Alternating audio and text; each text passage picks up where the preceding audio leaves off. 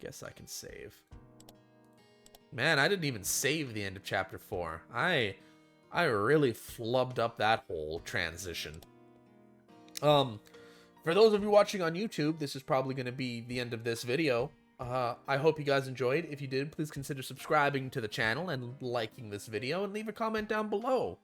I feel like we're starting to get a lot of answers. There's still many questions, but we have so many answers. Leave a comment down below telling me what your lead theories are. I'll try and read all of them, I promise. Down in the description, you'll find my followables. You'll find my Twitch. I stream on Twitch every Monday through Friday from 7:30 p.m. Pacific time to whenever I decide to call it a day. And that's about it. You'll also find my Twitter. I'm really bad at using Twitter, but I'm trying to start using it more. Trying to start using it more. That is the sentence. Sounds weird. Too many ings.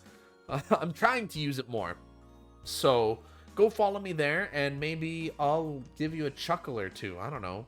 Just go follow me on Twitter and make me happy. But that is all of the shilling I have to do for this episode. So I will be back tomorrow with a brand new video at noon Pacific time. And until then, I will catch you all next time. Ciao for now. But we're on Twitch. We are on Twitch, and we are live, and YouTube doesn't need a fancy intro for every video, so we're just gonna keep on going. It was an accident that happened in such a small village that anyone could forget. One day after the tragedy had come to a close, just as the scars had begun to heal, a young man thinks nostalgically of the little girl he once met. The words he couldn't ask that day, the promise he couldn't fulfill that day, those regrets and lamentations opened the fate that was sealed and become a single hope. Hinamizawa.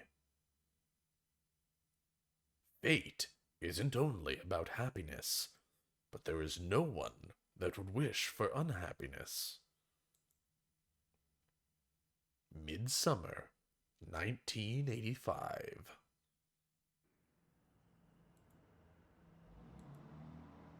Papa? Are you there, Papa? Huh? Oh! Are you alright? Were you having a scary dream?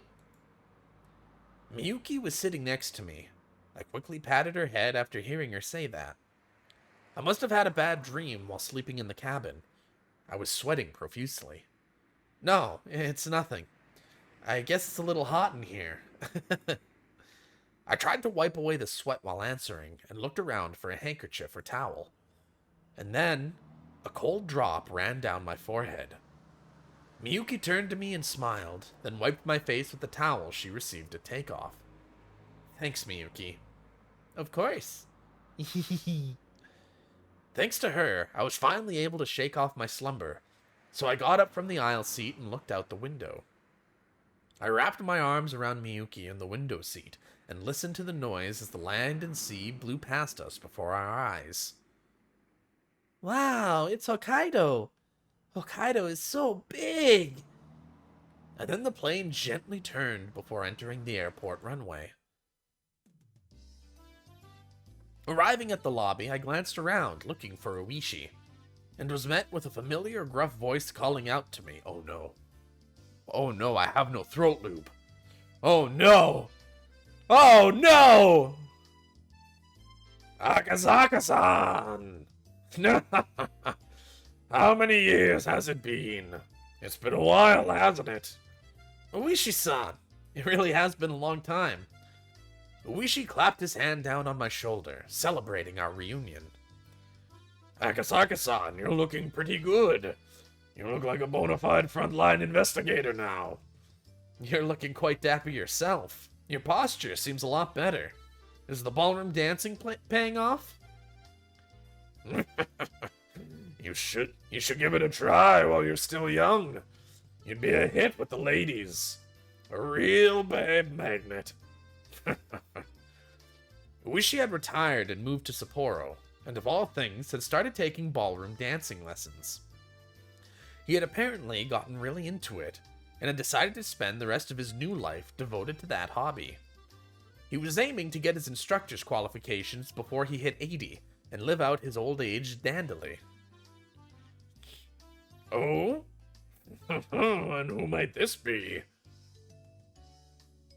Ooishi suddenly turned his attention to Miyuki, who was standing idly next to me. He bent down on his knee to look her in the face. However, my daughter was frightened and hid behind my back. Come on, Miyuki. Please introduce yourself properly. Oh, She was staring at Ooishi with a dubious expression while tugging at the hem of her shirt. She's usually not this shy. I wonder what's wrong. Sorry about that. She's usually not like this. Oh no, it's no problem. This old man just has a scary face. If you don't mind, could you tell me your name? I'm Miyuki Akasaka. I'm 7 years old. Nice to meet you. Great, that was a good introduction. I'd expect no less from Akasaka-san's daughter. Ooishi gently stroked Miyuki's head and smiled as though she were his own grandchild. After finally seeing that, Miyuki smiled in relief. Shortly afterwards, Miyuki told me that she was just doing what I had told her to do. Be careful around strangers. Ooishi overheard that and let out a hearty wah, shaking his body while laughing and walking. I let myself into Ooishi's car and we headed out towards the Hot Spring Inn. I had originally intended to crash at Ooishi's place, but Ooishi was quite obstinate that his home wasn't suitable for that, so it came to this. At the inn, we relaxed while soaking in the hot springs, then ate a delicious feast until we were full. Miyuki had a little of the Mongolian barbecue and was delighted with it. After our bellies were swollen, Miyuki grew sleepy and went off to bed. Then Ooishi and I reminisced about the time we played mahjong together in Hinamizawa. It seemed that to celebrate our reunion, Ooishi had looked for people who could play, but unable to find a suitable candidate, we had to give up on putting together a table.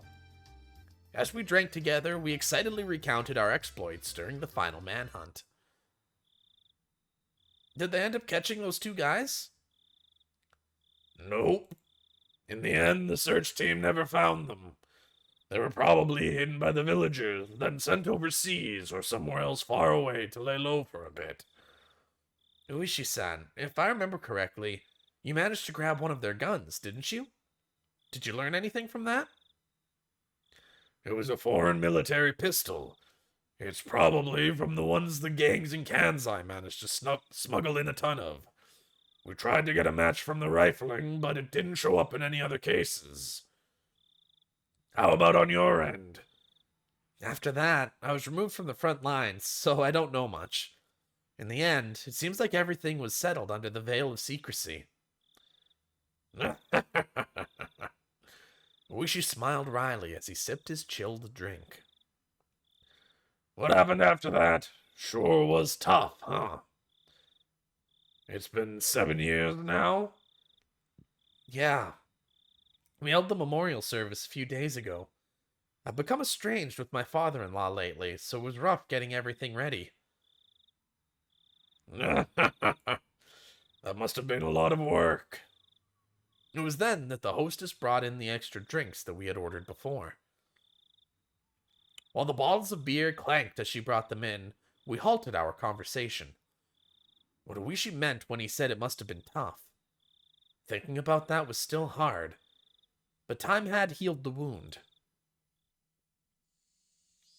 It was the day after, when I phoned Ooishi to apologize. When I did, Ooishi almost immediately handed the phone to one of my colleagues, who happened to be there.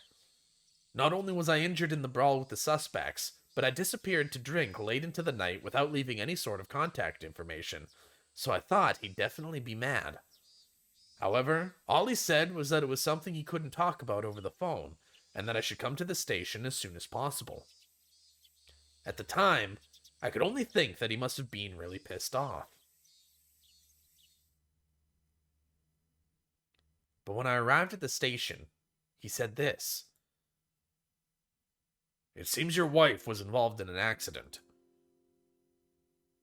Having no idea what happened, I borrowed the phone to contact the hospital Yuki was staying at. After being given the runaround several times, I was finally able to talk to someone in charge, and after mincing words for quite some time, they told me. Yuki Akasaka died in an accident. The world became a blur as I sat there dumbfounded. Yuki's death was unbelievably abrupt, unbelievably sudden.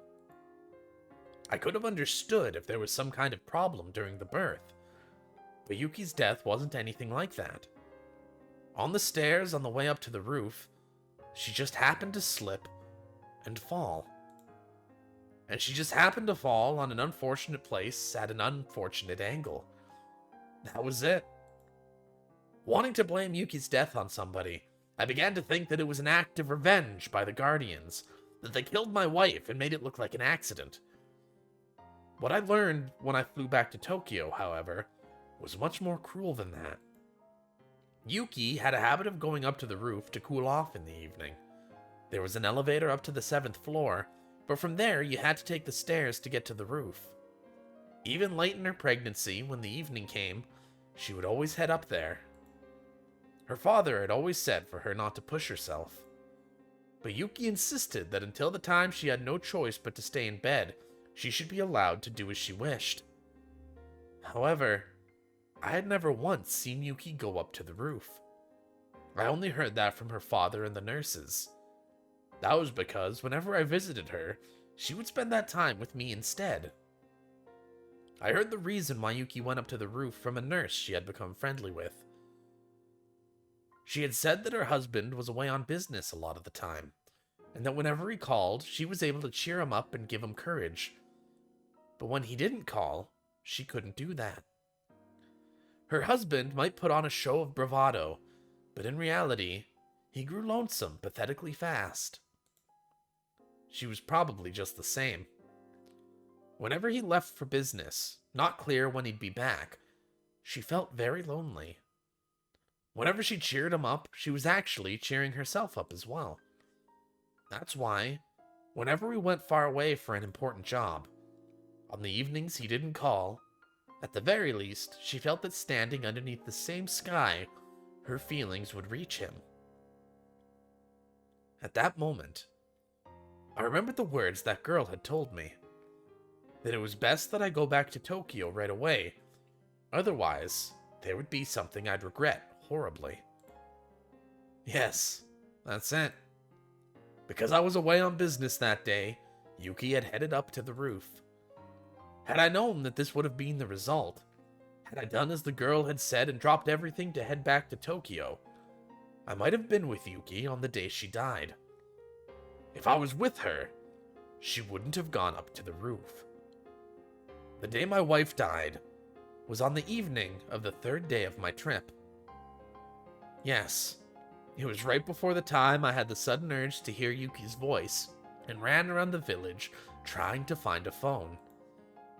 The girl had gone around and cut all the phone cords. If she hadn't, and I had made that call, I would have undoubtedly learned of Yuki's death at that time and collapsed in tears. Of course, even though the cords were cut, it had only put me off learning of Yuki's death by that one evening. In the end, I had learned of it the next morning. However, when I managed to put my emotions in order, I realized it was that girl's small token of consideration. That was the first I've heard about that. Yeah, it's the first time I've talked about it. Could it have been a coincidence? She doesn't have any special powers or anything. Aren't you the one who told me, Ooishi-san, that she might be the reincarnation of the god called Oyashiro-sama? Well, yeah. The old folks in the village believed that Rika Furude had divine powers. Divine powers? Ooishi had originally said it as a kind of joke, but realizing that I was serious, he slumped his shoulders. I don't know if it's the truth or not. They said she did things like prophesize the future, or talk about things she should have no way of knowing. That she was clairvoyant, like it was divine revelation. Well, all sorts of things. Of course, they couldn't give specific examples, though. She prophesized Yuki's accident. Ooishi tried to laugh it off, but out of respect to my deceased wife, he kept it restrained. Does that mean an active and capable investigator from the Metropolitan Police Department believes in divine powers and curses? Having him say that so bluntly, I couldn't respond. Of course, I had no intention of believing such odd things.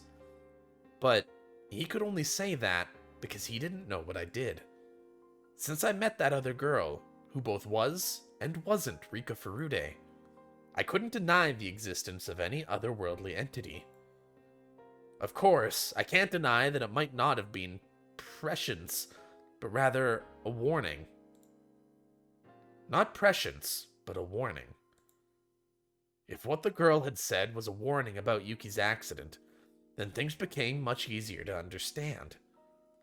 Basically, the line of thinking became that it was a threat.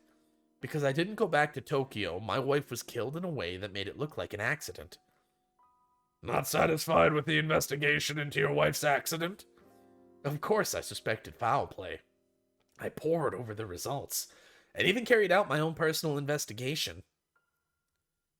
There weren't any witnesses to Yuki's fall. There was the possibility that somebody had hidden, waiting to push Yuki down the stairs. However, the cleaning ladies frequented the roof to hang laundry, and the security cameras on each floor hadn't recorded anything out of the ordinary. There wasn't anything set up on the stairs, and I was unable to find anything suspicious.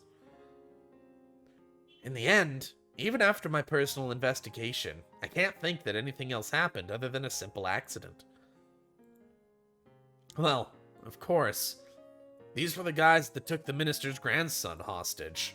It wouldn't be impossible for them to push a lone pregnant woman down the stairs without leaving any evidence. Ooishi's expression had completely sobered up.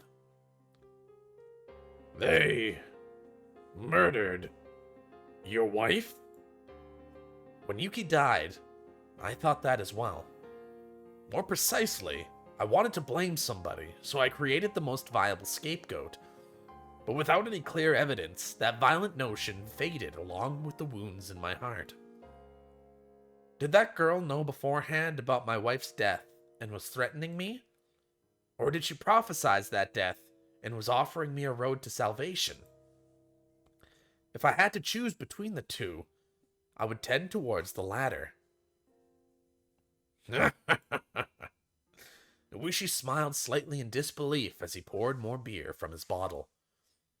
Then if I may, if what you say is true, then Rika Furude was a prophet who knew the future. If so, why didn't she predict that disaster? If she knew that the gas eruption was going to happen, why did she remain silent? Even a few hours beforehand would have been enough. If the village knew, then most of the people would have escaped without dying. It was near the end of June 1983. Volcanic gases from the Onigafuchi swamp erupted and hit the village in the middle of the night. It was an unprecedented disaster where the whole populace was wiped out. It caused a wave of panic about volcanic gas across the country, causing people to overreact over any reports of odd smells. I hadn't heard of the blockade on the Hinamizawa area being lifted, so it should still be cordoned off. It was my turn to be lost for a response. Well, if Rika Furude, the reincarnation of Oyashiro-sama, was killed, then the village might have incurred the god's wrath, making him call forth the miasma from the swamp to kill everyone. That explanation is what the survivors are whispering about. Sorry, Ooishi-san. Did you just say she was killed? Huh? Yeah. Well, I don't think it would be a problem if I told you. When I saw the news about the gas disaster, I remembered that girl. I then found her name in the list of victims. That's why, at the time, I thought her own death she had predicted was due to the gas. It was after that I learned from the tabloids of the series of mysterious deaths in Hinamizawa during the 5 years leading up to the disaster that became known as the Curse of Oyashiro-sama. And that string of mysterious deaths lined up exactly with what that girl had predicted, so I had always thought to ask Ooishi about it, as he had been involved in the investigation. That's right. That was the reason for our reunion.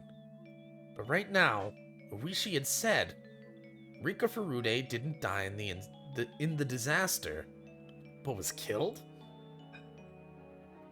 Can I ask you about the last year of the curse? I may be retired, but I still have to keep things confidential, you know? Excuse me, madam. Do you have anything cold that's brewed locally? High grade, if there is. I'll leave the selection to you. Oh my, I didn't mean it that way. Ooishi laughed loudly, not wholly unsatisfied, and stopped the hostess to tell her that the cheap booze was fine. I know as much as was written in those magazines, but I don't know anything about the curse that happened the year of the disaster. Because the entire area around Hinamizawa was sealed off, you see. There wasn't much of an investigation that could be done on the last year of the curse. Even if after several years the quarantine is lifted, the villagers are mostly dead, and what few survivors there were mostly went to stay with relatives, their whereabouts mostly unknown. It's a complete dead end. Ooishi seemed to postulate to himself as he stared at the ceiling, as if trying to work out a memory from the rusty cogs in his head. And then, he said in a completely sober voice, The magazines that made it seem like the curse of the 5th year was that disaster. But the actual curse really happened on the day of the Watanagashi festival. A photographer by the name of Jiro Tomitake. He was the victim. Ooishi gestured about how the victim tore out his own throat with his fingernails as he talked. And the burnt corpse of the woman Tomitake was in a relationship with was found in the mountains. The neighboring prefectural police weren't very cooperative, so I don't know much about it, though. There were 2 victims in one night? Actually, see, it wasn't just those 2. You see, the next day, Kumagai-kun, one of my subordinates, disappeared along with his car in the middle of his investigation. Kumagai was a younger detective that was going to be partnered with Ooishi after we first met. He was going around the village to question people about the incident with Tomitake. He might have gotten caught up in something. If he was with me, he might have been safe. Even now, it still stings. That day, for some reason, I did a real number on my stomach. I had to pass on going around outside. He got too close to the truth and was made to disappear? That's what I think. Kuma-chan was young and had a promising future ahead of him, but he still didn't have enough experience on the scene. He wasn't used to dealing with any complications. Ooishi lamented the fact that he wasn't with his subordinate that day. And then the next day, see? You know him as well, Akasaka-san. Dr. Irie. You know Dr. Irie. You remember him? Ah, that young doctor from the hospital? I vaguely remember. For whatever reason, he committed suicide with sleeping pills. No suicide note or anything. The autopsy confirmed that it was the sleeping pills. Nothing was in doubt except for the motive. It isn't that hard to make it look like somebody died from taking sleeping pills, is it? Any possibility it was a murder? He was single, no prior marriages. It didn't seem like he was going out with anybody in particular. He was the coach of the local junior baseball team and was on good terms with the villagers. He was liked by everybody. I couldn't find anybody who would want to do him harm. Well, any chances to investigate were ruined by the disaster, though. There's no way to find out anything about him now.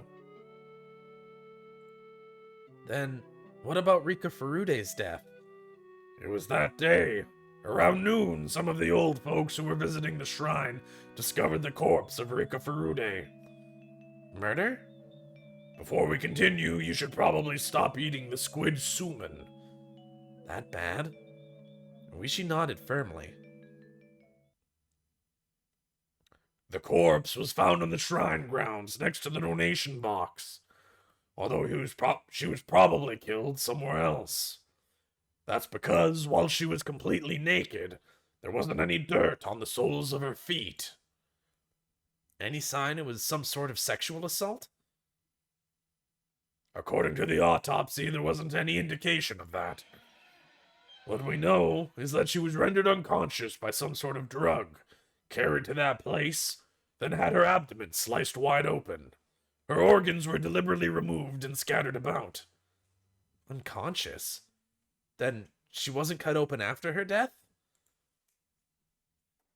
That's horrible.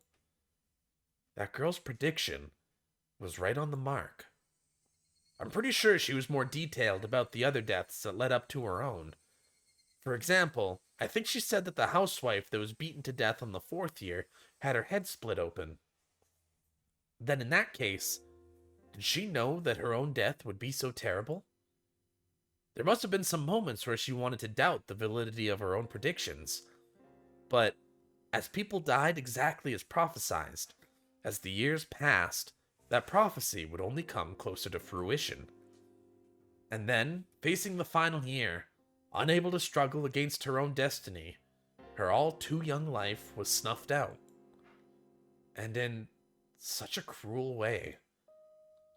Knowing that her days were numbered, and unable to fight the tide of events heralding her end, my heart ached at her helplessness. About the way she died, it seems like it wasn't just somebody's sick tastes. What I'm saying is, I've told you before about how Hinamizawa used to be home to demons, didn't I? Yeah, I think I remember. The festival in Hinamizawa village, Watanagashi, the cotton drifting, seems to stem from the drifting of entrails. It seems that it came from the man-eating demons ripping apart their victims and throwing their organs into the river. In other words, in Hinamizawa, pulling out entrails had some sort of religious meaning? Well, this is according to the old tales in Hinamizawa, you see. To act as an arbitrator so that the humans and the man-eating demons could live together peacefully, a god known as Oyashiro-sama descended from the heavens. If I recall, Rika Furude was said to be the living incarnation of that Oyashiro-sama, wasn't she? Yeah. So, cutting open Rika Furude, who was a living god, would be to the village nothing less than absolute sacrilege. Absolute sacrilege. In other words, you mean sacrilege towards Oyashiro-sama. The rest you should know, Akasaka-san. The wrath of Oyashiro-sama would occur that same night. The Great Hinamizawa Disaster. The official explanation was that some swamp upstream erupted with toxic volcanic gas which enveloped the village. The swamp where it erupted was called Onigafuchi Swamp. It was the origin of Hinamizawa's old name, Onigafuchi Village. According to village lore, the depths of the swamp apparently led to hell, where the man-eating demons came from. That almost seems too perfect. Oh, no. That's just the tip of the iceberg. There was another bit of folklore in the village. If Oyashiro-sama became angry, the cauldron of hell would open up and miasma would flow out. Or so they say. To the villagers, hell was at the bottom of the swamp. So basically, the miasma poured out, smothering the village? Yeah. Basically, due to the sacrilegious way that Rika Furude, the living incarnation of Oyashiro-sama, was killed, the village incurred the wrath of Oyashiro-sama in the form of that disaster. That seems to be their explanation. So what you're saying is that the disaster wasn't a natural one? Well, everything does seem to fit together a little too well. If Oyashiro-sama's curse doesn't really exist, and everything really was just a matter of coincidence, I would doubt it. A wry smile formed on Ooishi's face as he listened to my absurd take on things. He wore an expression as though, even if it were absurd, there was a time he had thought the same thing as well. In regards to the religious belief of the villagers, suppose there was a more fanatical group among them, and that group created a situation that would incur Oyashiro-sama's wrath, and enacted the disaster to make it seem like the truth. Of course, I won't laugh. I've wandered down that line of reasoning more than once myself. However, even though Hinamizawa is a small village, it still has a population of over 1,000 people. To murder that many people in a single night doesn't seem realistic, no matter how you think about it. The gas eruption was believed to have happened around 2 a.m., several hours before dawn. In that short amount of time, going around and killing all the villagers in a way that made it look like poison gas didn't seem feasible at all. The swamp the gas erupted from still had some religious significance, didn't it? If that's the case, then maybe there was something set up in the swamp. Something that could be activated whenever a divine verdict was rendered. According to the JSDF press release, the swamp was declared the source of the eruption.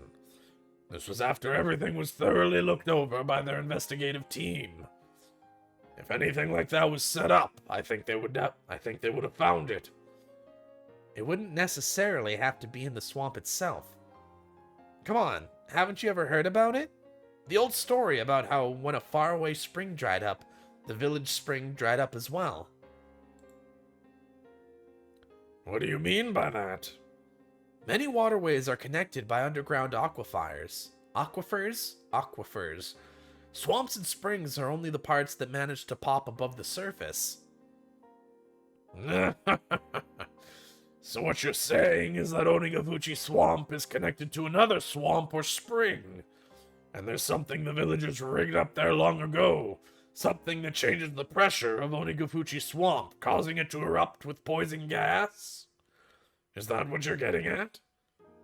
Ooishi laughed heartily, commending the fact that the youngins have a nice, flexible way of thinking. That was the former detective in him. Even though it was a hypothesis that he didn't come up with, he still had the presence of mind to not dismiss it right away. That's an interesting theory. If that proves to be true, then it would be unprecedentedly the largest mass murder in the history of Japan. Once the quarantine on Hinamizawa village is lifted, I think it should definitely be investigated. Ooishi-san, do you still have any connections with the XX Prefectural Police? Somewhat. I'm an honorary advisor for their judo classes. So even now I pop by during summer training camps and such. I don't know when the quarantine on Hinamizawa village will be lifted, but please, let me help investigate. Got it. Ooishi-san, do you feel about the string of mysterious deaths in Hinamizawa they call the Curse of Oyashiro-sama? How do you feel about the string of mysterious deaths? At the time, the villagers were putting a lot of pressure on the station. The official stance on things was that the cases were unrelated, that each case was separate, each with its own resolution. Couldn't be. Even though it was blatantly obvious that the cases were connected based on the village's religious beliefs? Akasaka-san, we can only say that now because of the rather grandiose way things ended after 5 years. At the time, those coincidental incidents just happened to coincidentally occur on the day of Watanagashi. Just an "it would be nice if nothing happened this year" kind of feel to it. Coincidence? The girl predicted everything from the beginning. Girl? Rika Furude. That child warned me about all the incidents that would happen afterwards. Akasaka-san, is that true? Yes. The girl said as much. That the next year the dam foreman would be killed and his corpse dismembered. Not only that, she warned me of all the events that would transpire in the following years. Akasaka-san, when she told you all that, what year was it? When I met the girl, I was investigating the kidnapping incident. So, June of 1978. The year before the dismemberment murder. Wrinkles formed between Ooishi's eyebrows as he closed his eyes and began to digest what I had just told him. Akasaka-san, if you're wrong about Rika Furude knowing the future through some divine medium, this is getting ridiculous. Yup. If you're just trying to shock me, I'm going to be really angry, you know. I'm speaking the truth. Then the script behind the chain of mysterious deaths was written a year before it even started. And, just as predicted, Rika Furude was killed. At first, I thought she meant that she would be killed in the disaster. However, now I know that her death wasn't due to that, but rather an atrocious one at the hands of a murderer. She said she would be killed. At that point in time, she knew more or less how her own death would occur. Then why didn't Rika Furude try and run away? Even if her death was already spelled out for her, knowing that she still had a grace period of several years, didn't she? She had plenty of time to try and run away or consult the police. Why did she just accept her death with no resistance? I don't know. Even though Rika Furude was doted upon by the older villagers in the village, you see. After she lost her parents, she had no living relatives, and lived a fairly solitary life other than hanging around with some close friends. It might have been she didn't have any power to fight or anybody to rely on. She must have tried signaling somebody for help in regards to her own death, though.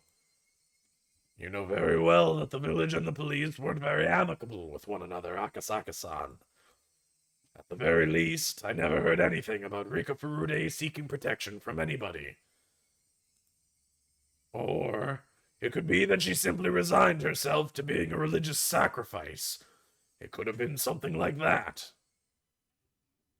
There's no way that was the case. I spoke decisively. At that time, she said it. She had definitely said that she wanted to live happily, that she wanted to spend her time surrounded by her dear friends. She hadn't given up on life. She had hoped to keep on living. At that moment, I became dumbstruck. What's the matter, Akasaka-san? No, it's nothing. I fell into silence.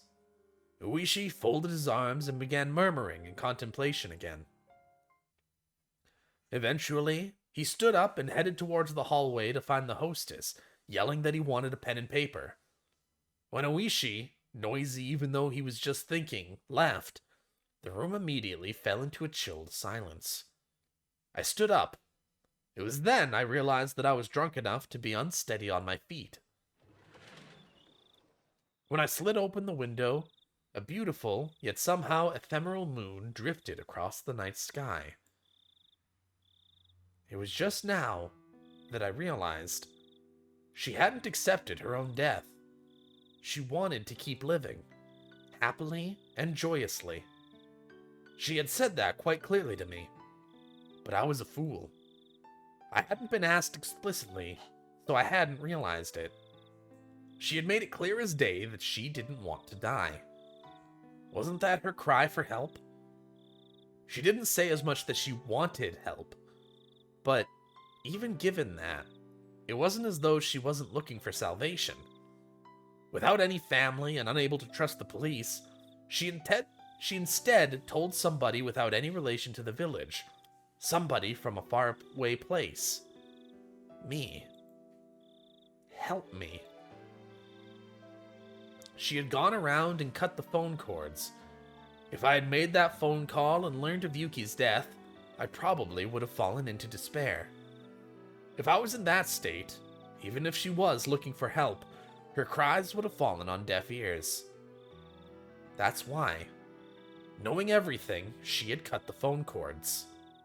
She wanted even a little time to seek help from me. Ooishi, just before now, had lamented that one of the younger officers gotten mixed up in a case, having been erased because he wasn't there. I was feeling the same way. If only I was there in June of 1983. I could have protected her. In 1983, it would have been 5 years since the kidnapping took place. While raising the only daughter Yuki had left me, putting all my youth and passion into my work, honing my wits and courage wrestling with difficult cases, nothing like my failings during the kidnapping incident would have occurred. I wouldn't have been slow to react in a one-on-one fight, and by that point, I'd jumped into foreign mafia-run gambling parlors where I'd learned to deal with automatic weapons, let alone handguns. I had grown so much that in 1983, I couldn't have even been compared to how I was in 1978. That's why, if I was by her side, I should have been able to save her life. No matter what conspiracy or foul plots drew near, I definitely would have protected her. She, even though sounding resigned, should have still been able to ask me for help. I just didn't realize it. I couldn't realize it. Just as I wouldn't have realized it if I was told of Yuki's accident, I wasn't able to realize it. I wanted to cry. If I had taken her words to heart, I would have prevented Yuki's accident. And I would have been able to protect the girl to whom I owed a debt from even a predetermined death. She must have been expecting that from me. I learned about the disaster while watching television in my house. Until I learned about that, I had forgotten about Hinamizawa. In order to recover from the shock of Yuki's death, I had tried to remove everything about the place from my memory. What an ungrateful fool I was. Even though in exchange for saving her, the girl had told me of a way to save Yuki, I was unable to accept her gratitude, and now here we were. She hadn't died in her sleep due to a natural disaster. She was split open while still alive, killed while suffering the disgrace of having her organs torn out.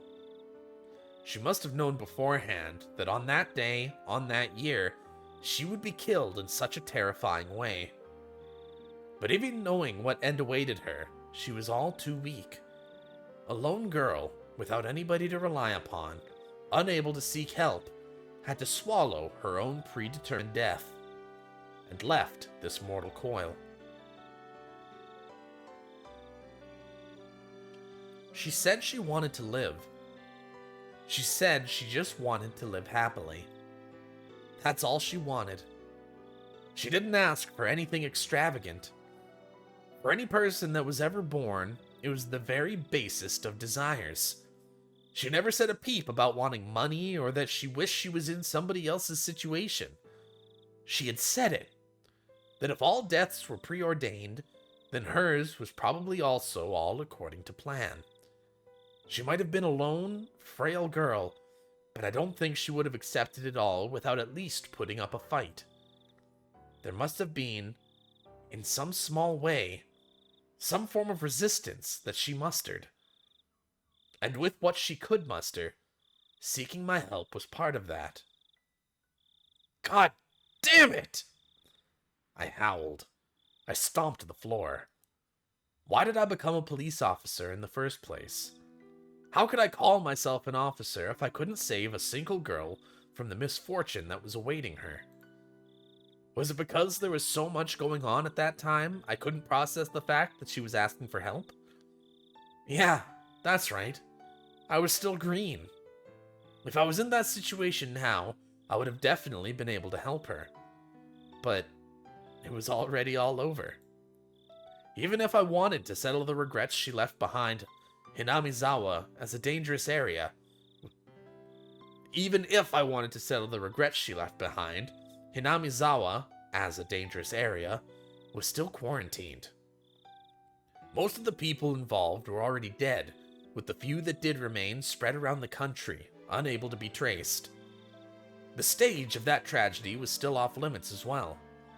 The police investigation was put on hold, the case slowly being buried in the sands of time. Just like how I wouldn't have known unless Ooishi had asked me about it. Akasaka-san, are you okay? At some point, Ooishi had returned with a notebook in hand. Until I saw the expression on Uishi's face, I didn't realize that I was in tears. I never realized she wanted help. Akasaka-san, calm down. But it's all too late now. She was killed in such an atrocious manner. She was counting on me, but I couldn't save her. I couldn't save her. I might also be at fault for not building up an amicable relationship with the village. If Rika Furude had told me about it, I might have been able to extend a helping hand. I wasn't able to build up enough trust for that. That's something I regret. When Ooishi said the word trust, it weighed on me even more. Yes, she had given me her trust. She trusted me. Meaning that she thought that I would have been able to ward off the fate of her unforeseen death. Of her foreseen death. She believed in that. I cried. I fell to my hands and knees as I began to bawl. Eventually, Ooishi spoke quietly. Akasaka-san, does it upset you? It does. Then, there's only one way worth mentioning for Rika Furude to have a revenge. Is there really? Is there a way to do that? Ooishi showed me the pen and notebook. In order to properly mourn the death of Rika Furude, we have to at least find out the truth. The truth? Yes, and not just Rika Furude. Lots of people died. Their lament must be immeasurable.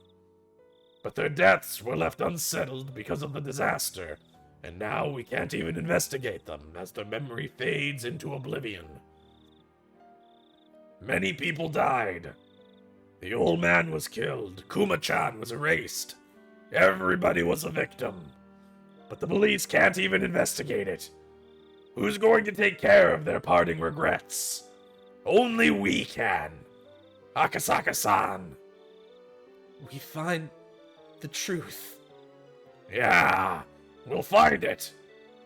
I've been around every one of the string of mysterious deaths and know all of the inner workings of the village. You were told an important truth the year before they happened by Rika Furude. We can do it. But they're already dead. That's right. Rika Furude died. You were too inexperienced, so you couldn't save her.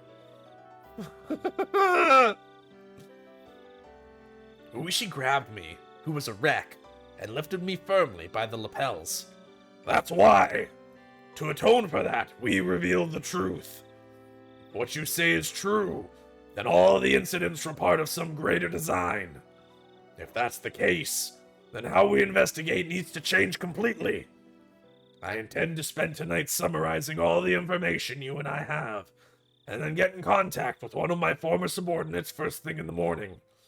We're not going to let the case go cold.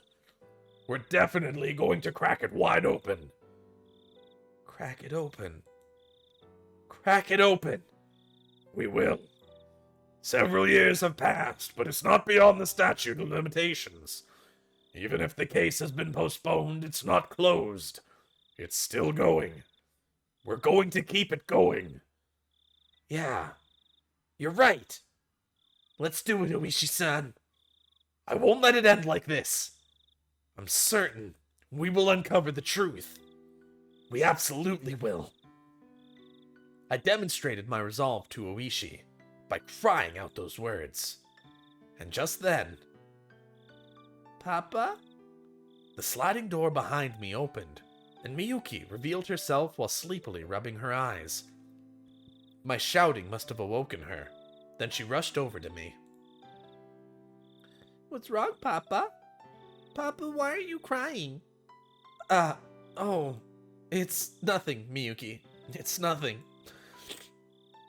I tried hard to smile while wiping away my tears, and though Miyuki looked like she was about to cry herself, she extended her little hand to me.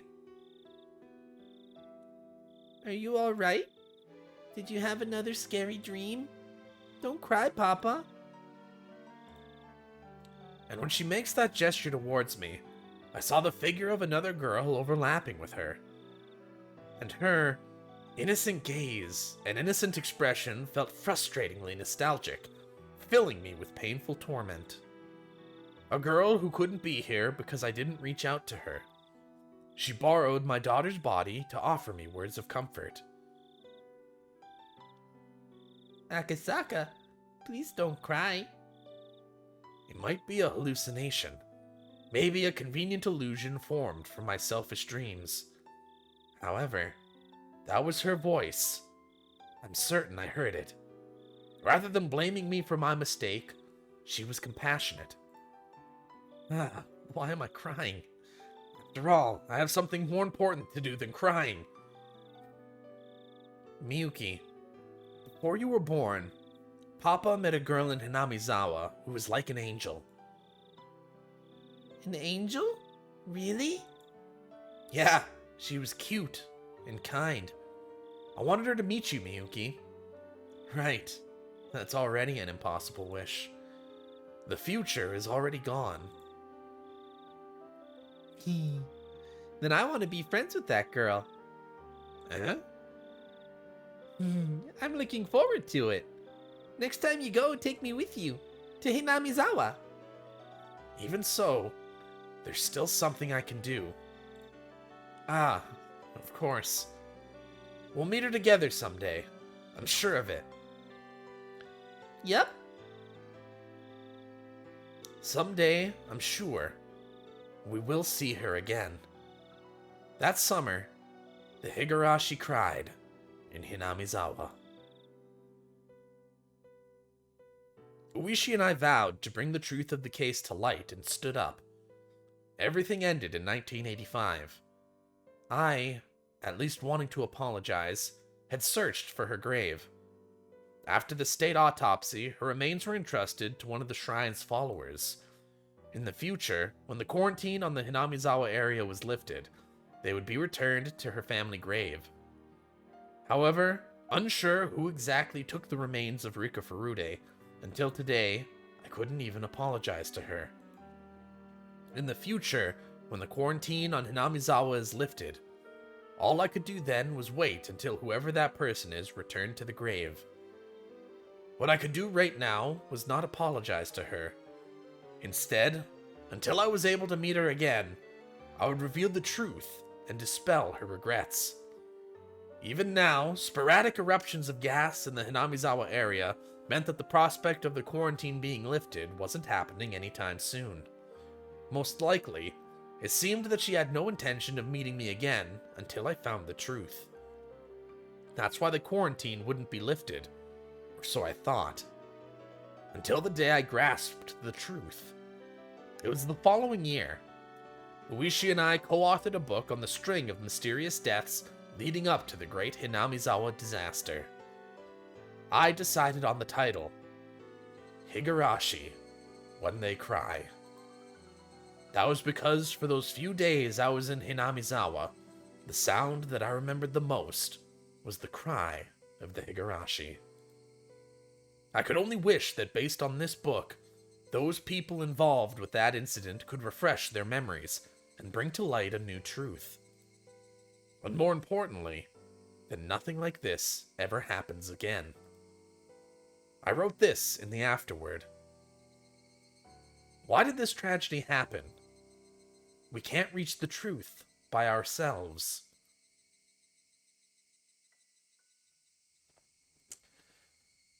If you're reading this, please discover the truth. That is our only wish. Kuraudo Ooishi, Mamoru Akasaka.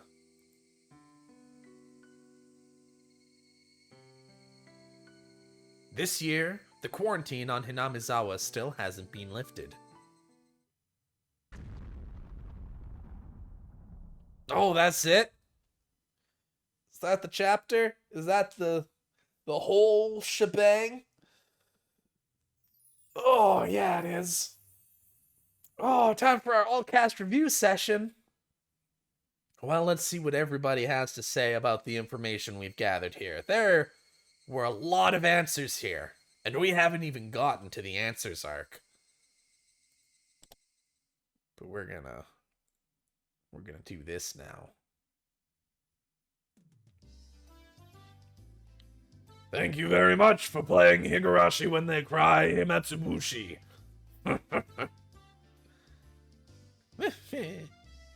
My oh my, no matter what anybody else says, I was the star of the scenario this time. On top of that, they added some nice jazzy theme music. If you can't laugh here, where can you laugh? Anyways, hasn't there been too much of you lately, Ooishi? Huh? What do you mean by that, Rika-sa? She meant that literally. It's rather impudent of you to try and hog the spotlight here, even though you already had all the screen time. Besides Rika-chan, who was the main heroine, everybody else really didn't have any appearances, did they? I heard that this time the scenario was a bit of a side story, but I didn't think that they would leave out the main cast this much. You didn't have it so bad, Mion-san. At least you had a few appearances, did you not? Both Rina-san and I didn't even have a cameo. Rina still shows up on the covers a lot, so she's still okay. Exactly what are you trying to say then? That I was the only outcast with no appearance? Is that it? Nipa! Wah! They only treated me horribly. How sad, how sad. They'll probably just keep treating you worse and worse until you finally drop down to a supporting role. That's too much. That's not true. There's lots of people who like Sadako-chan. They won't treat you that horribly, okay? I don't like being treated like this. I think you'll probably have a lot of appearances next time. Next time. So cheer up, okay? But I'd heard that this scenario was supposed to be somewhat of a bonus story. But is it really? I think that things kind of got complicated. The story was difficult for me to understand. Yeah, what I found the hardest to believe was that the year before the string of mysterious deaths, Rika-chan already knew about them. Which means all the incidents were part of someone's scenario. That's a pretty important piece of information. It's probably because I'm a shrine maiden, so I knew the future from Oyashiro-sama's divine revelation. For somebody like me who believes in the theory that it was the work of human culprits, I'd like to deny that. I believe in the curse, so that Rika-chan, who's the living incarnation of the deity that protects Hinamizawa Oyashiro-sama, could have that divine power as a possibility, I think. No. For someone who thinks it was the work of man, that kind of unfounded fantasy will not stand. All the incidents were caused by people. There's no curse, or magic, or aimbots, or cheat codes. It would be wonderful if I could use magic, though. If it's Rika-chan, I could go along with that. Oh. Well, for the people who believe it was the work of humans, the ending was a big revelation. From the first incident until Rika-chan was killed in the Great Disaster, everything was scripted. Knowing that it's all one big incident vastly increases the amount of material you can hypothesize with. I think that the prophecy is proof in itself that Rika-chan has some divine power. In other words, it's proof that there's some mysterious power at work in Hinamizawa. I think it's proof that the incidents weren't the work of humans alone. The inside of my head is so muddled, I don't know what's going on. Oh, that's right. More importantly, That expression that Rika-chan was wearing this time. That was super scary, wasn't it? Meep. Yeah, I was surprised too. I never thought the cute little Rika-chan would laugh like that. Hey, just for a little bit. Could you show us that face one more time? I don't want to. I don't want her to do that outside of the story. How? What? What is this? A blackout? Nobody move. Any weird movements and you'll come face to face with synchronized Gatling guns, multiple homing missiles, and be cut up by laser sabers for the finisher. Sadako? What's the meaning of this? Ho ho ho ho ho ho! We'll now be starting the after party for everybody who didn't have an appearance this time. Ho ho ho ho! Hehehe. Thanks for that wonderful introduction. Hello again, everybody. I didn't think that I'd have an appearance here of all places. I'm delighted, though. Satoko-chan, thank you. Oh, hello, everybody. Kya? Oh my, didn't I warn you not to move? Ryugu-san, are you okay? Hojo-san, you didn't have to go this far. Oh, ho, ho, ho. The grudge of somebody not making an appearance is a terrible thing. Sadako had lots of appearances in the main scenario. The grudge of somebody not making an appearance. Damn it, when was she able to set this many traps? Maybe that when this place was selected as the venue for the after party, at that point my traps were already set. Oh, ho, ho, ho. Oh, I know. There's somebody behind you pulling the strings. There is, isn't there? Come out.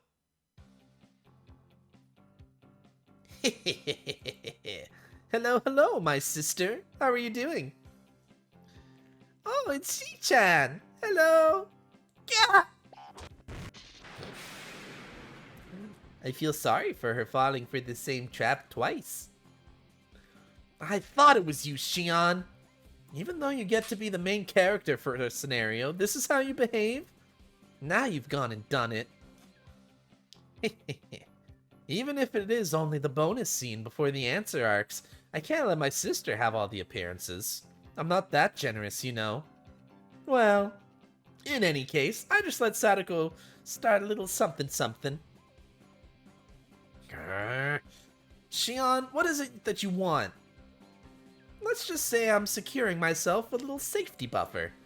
The other day, for some reason, you were steadily getting more votes in the popularity poll. Yup.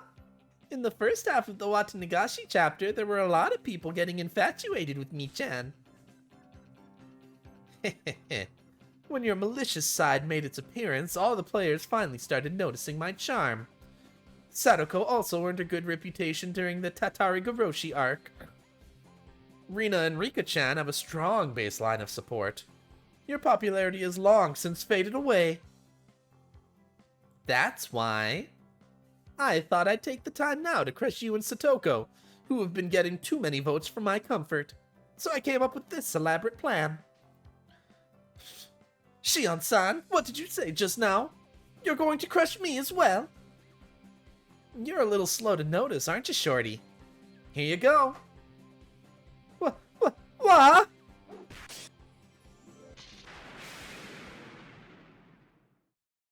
What happened? It got mystical and heavenly for a second there, and then she was gone. Goodbye, all you regulars. Hello to all you irregular folk. All the main characters are done for. Shion-chan, you don't have to go that far, probably. Now, Jiro-san. It's interesting, so just let it be. The number of appearances for the both of us is going to go up, you know. Jiro-san, do you not like being by my side?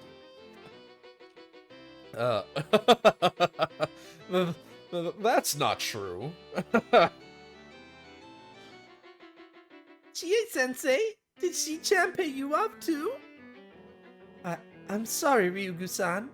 Shion-san said she would make me a new segment called Teach Me, Chie-sensei, starting from the next scenario, so I just... Well then, who should I dispose of next in a most embarrassing manner? Maybe Satoko, since she helped me set this all up. I won't allow that! Yeah! Coach! He seems somehow reliable for once. I, Kyosuke Irie, shall not allow any aggression against Satoko-chan. I may also just be a supporting character, but don't think you can persuade me so easily. Oh. Then you're saying you want to withdraw from being the lead in documentary Satoko's maid training dress-up chapter that we planned on filming after this? Shion-sama, I, Kyosuke Irie, shall follow you to the depths of hell. That was fast. Well then, with this, I'm holding all the cards. Even in this after-party scene too. I'll have everything proceed as I see fit. Huh? We're missing somebody. Shion-sama, Ryugu-san isn't here. She escaped at some point. There she is, Ryugu-san. Didn't I just tell you shouldn't move? Rina-chan, I won't do anything to hurt you, but it's easier if you don't resist. Sorry, but all this is really bizarre. What are you trying to do? The Miyakashi script? I see, you're planning to secure your role before any of your lines get cut out, aren't you? Resistance is futile. Rina-san, you should stop your pointless resistance and just come along peacefully. If you make me angry enough, then not only will you suffer, but so will my dear sister as well. You can't do anything just by getting your hands on the script. Rina, I'm sorry, but do what they say. It's alright, don't worry. Now that we have the Miyakashi script, we can reverse this situation. Reverse the situation? Exactly what are you scheming?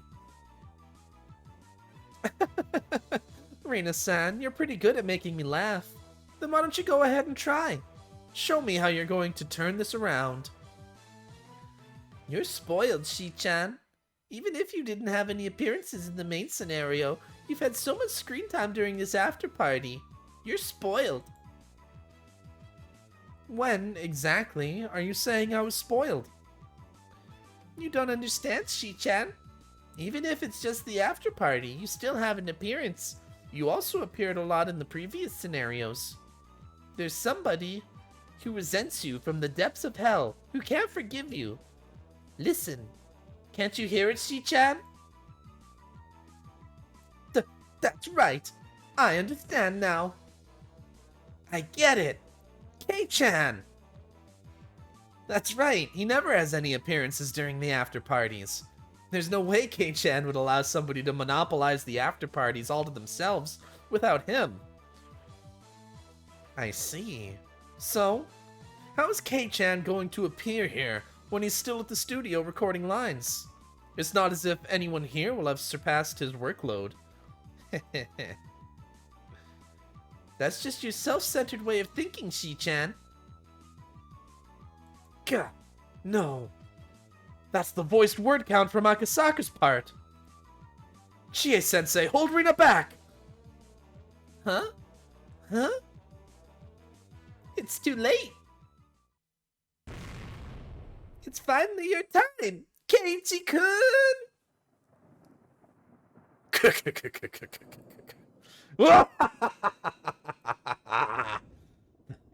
That voice is... Kei-chan? No way, he's still supposed to be recording lines at the studio. You're right. I was until just now. Every time I get left at the studio, I get told, you can join the after party if you beat someone on the remaining word count. But I always have 2 to 3 times the script volume of the other characters, making it impossible. It's like the sound director doesn't want to let me join the party from the get-go. At least, that's what I had thought. But finally, someone overtook me. A certain character. Shion, feast your eyes on this. Huh? Gah? That's right. Now she's appearing in more scenes as the main character. Shion has to speak twice the lines she's had so far. And since Shion and Mion have the same voice actor cast, that's double again! As a result, I've finally been excused from staying back. Meaning, Shion, it's your turn to be left behind. No way. I have to speak this much from Miyakashi? Let's see. Kei-chan has about 500, and Shion has over 2,700. That's like the total for all the characters together in a normal adventure game. Further adding on Mion's lines makes a total of... I don't want to know. I don't want to know. So with that, Rina, you have my thanks. When even the moon abandons the land and shrouds it in true darkness, the demon lord of the darkest black, Keiichi Maibara, shall appear. I see. If it's like this, he can appear even if he doesn't have any character art. There's no character or background art, so it's really easy on the production staff. Shion, you act like you're the main character in a tragedy, but from my point of view, it's more like a comedy. It seems like you've gotten a little carried away. Every after party. Always being last in the studio, missing every after recording meal. Witness my anger, my grudge, and all of my sorrow. I shall instill it all upon you. It almost seems like Keiichi-kun is doing some sort of bad guy transformation sequence. This isn't some sort of transformation. I'll have you know I've always been a demon lord. And as of right now, this world, which is enveloped within true darkness, shall dance upon the palm of my hand. Within this world of darkness, there are none who can oppose me. Keiichi-kun is kind of scary. How? Scary. The age of the frightening Higurashi has come to an end. From here on out begins the dawn of a perverted and cutesy Higurashi. What did you say? Maibara-sama, bring me with you. You know it, coach. Then, as a first step, I'll show our Dr. Cum Coach my power. Dr. Cum Coach?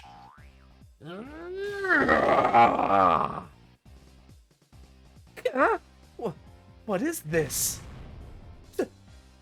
Takana-san is in a miniskirt nurse outfit. And it's not some pink one like you'd find in a gulch.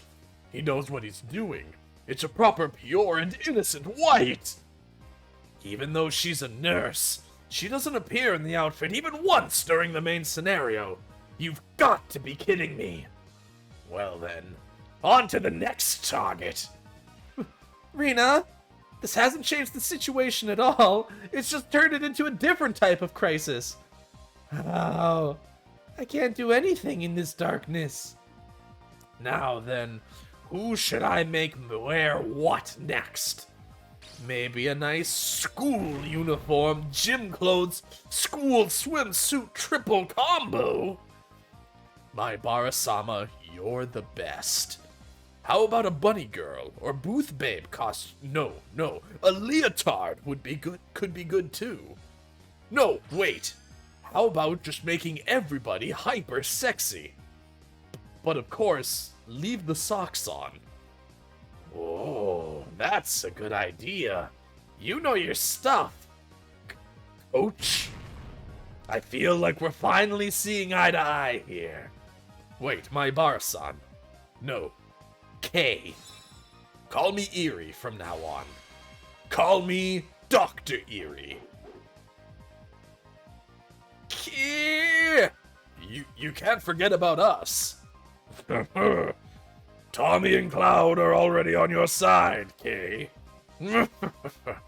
Tommy! Cloud! We're all finally here.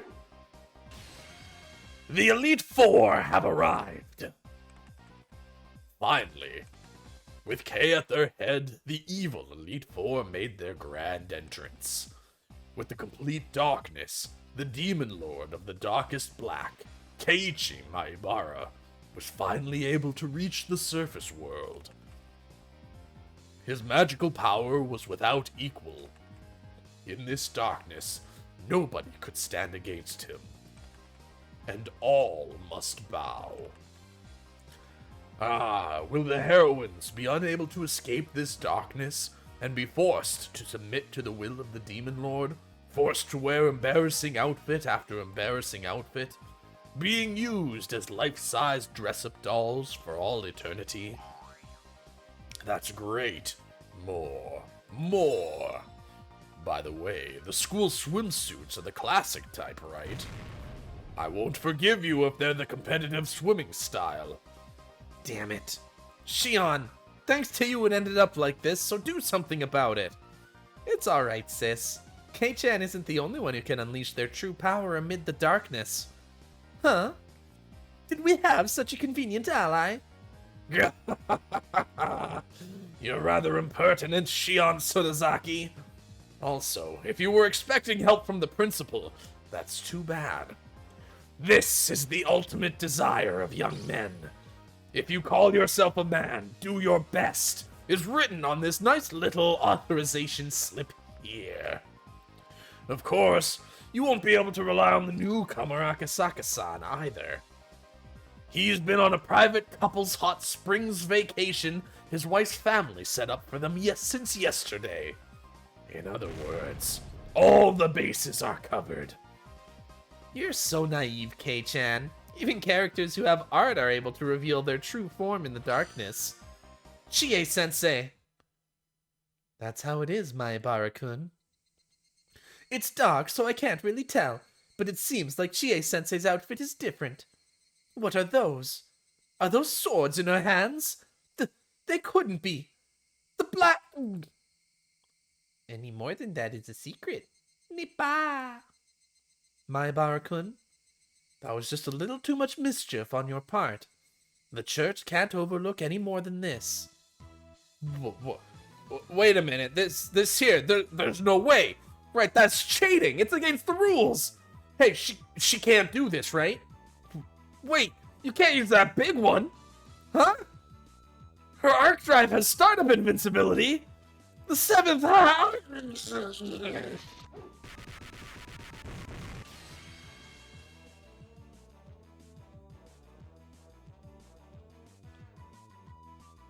Is that how it ends?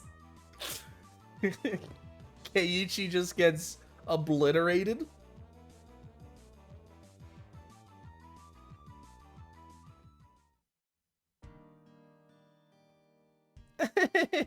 Hello again.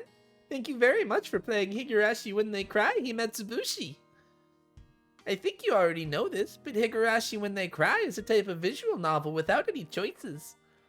Therefore, compared to adventure-type visual novels with branching routes to take, it's much closer to the experience of a book or a movie. Because of that, there is the opinion out there that this should not be called a game per se. If you're just watching it like a book or movie, Higurashi When They Cry isn't really a game. True. That's why, as you know, there are a lot of mysteries referenced during the course of the experience. When you challenge those, this work will become a proper game. All the players have the privilege of scrutinizing this mystery-packed story from all sorts of angles. For example, forming a theory about the mysteries during the course of the story, sharing them with your friends, and receiving their theories in return could be fun. In any case, the next chapter starts the answer arcs. We're tentatively calling it Miyakashi. But answers are a sad thing. Based on what is revealed, all the possibilities that you were allowed to imagine until now will suddenly become refined down to a few. Based on that logic, we think that right here, before the answer arcs, is probably where people can enjoy this work we call Higurashi When They Cry the most. If by chance, while you were reading this, you already have the Miyakashi chapter in hand, please enjoy hypothesizing, theorizing, and fantasizing to the fullest before you start. That's where the real charm of the series takes place. Sorry for saying something so impudent. There's nothing better we'd like than for you to enjoy Higurashi when they cry. Well then, have a long and pleasant night. We're waiting for you all in Hinamizawa. If you come and play with Rina, I'd love to go treasure hunting together. Oh. Alright, Rina. I guess I can join you for treasure hunting. You know, that's a good enough place to call it for today. We're calling it like an hour early, but we finished a chapter. That's fine. I hope you guys enjoyed the stream. If you did, please consider giving me a follow. Every single follow helps, and I appreciate every single one.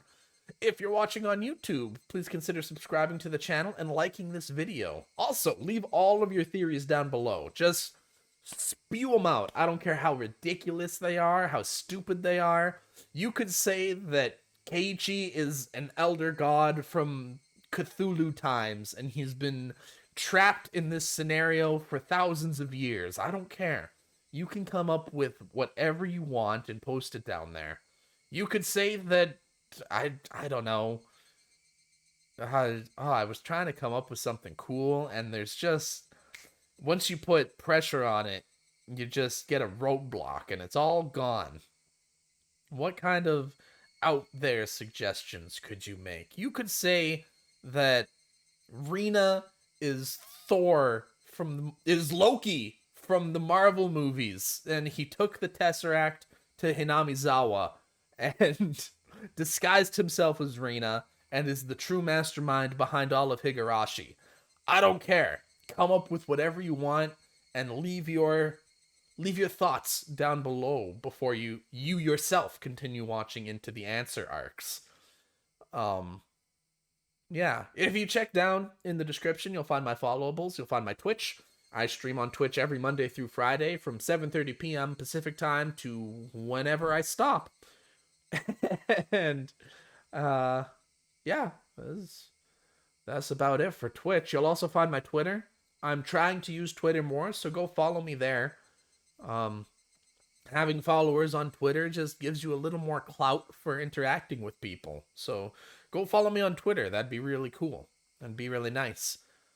But I think that is all of the shilling I have to do for the end of this video. So one more time, I will be back streaming tomorrow, 7:30 p.m. Pacific time, and I will be back tomorrow with a new YouTube video at 12 p.m. Pacific time. And until then, I will catch you all next time. Ciao for now.